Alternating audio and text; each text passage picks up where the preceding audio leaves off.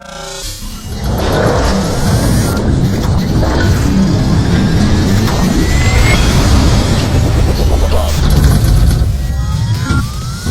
guys, welcome back to Big Shiny Things. If you recall, a little while back we talked about Elon Musk's almost announced hyperloop transportation system. And now the details of the project have been released to the public. We wanted to give you guys a breakdown of this system for those of you that don't want to sift through the 57-page PDF. We're going to break down for you the overall design of the project, how it works, and Elon Musk's thoughts on implementation.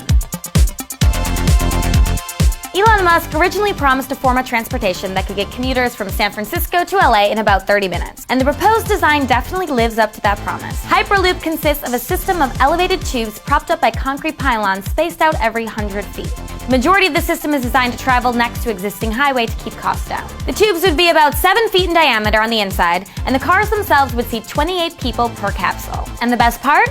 Solar grids are placed on top of the tubes in order to generate the electricity necessary for powering Hyperloop. The stations would be organized similar to an airport, with security measures in place similar to what you might find there. You'd go to a station, check in digitally, load your bags into the rear of the capsule, and hop on board.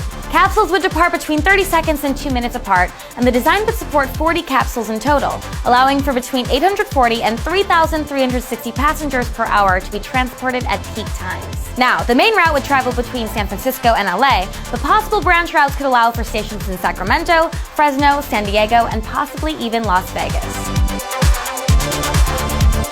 The main question on most people's minds was how this system would even work in the first place. First of all, the Hyperloop is not a full evacuated tube system like some had speculated. Maintaining a vacuum would be an almost insurmountable problem and subject to a lot of potential issues, according to Musk. Instead, the Hyperloop would work by creating very low pressure inside the tubes, almost the same as if you were traveling at 150,000 feet above sea level. The Hyperloop capsules travel along skis that float along a thin film of pressurized air about 1 millimeter above the tube walls. Around 5,000 pounds of batteries power the onboard compressor that compresses air in the front and shoots it out the back to create some of the thrust, and also into the skis to maintain lift. The compressor is located at the front of the capsules and looks a little bit like a jet turbine. To achieve the top speeds of 760 miles per hour, however, linear induction motors are needed, similar to what you might find in maglev trains and some roller coasters.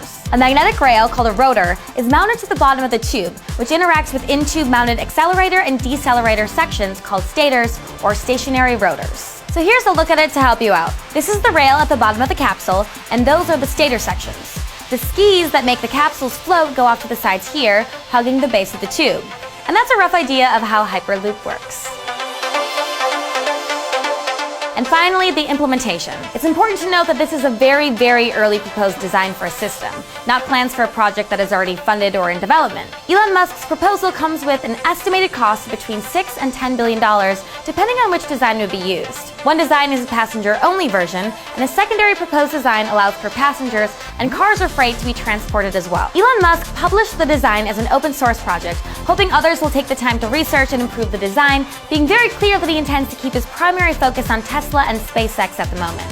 If his proposed design was implemented, and it costs anywhere near what he estimates, it would come in at between a tenth and a sixth of the cost of the proposed high-speed rail system in California, as well as get passengers around nearly 5 times quicker. So there you have it. Hopefully you have a clear understanding of how Hyperloop works now. We're curious to hear your thoughts, so let us know in the comments. Are you optimistic that Hyperloop will come to fruition, or do you not see it happening? Let us know, and we'll see you next time on Big Shiny Things.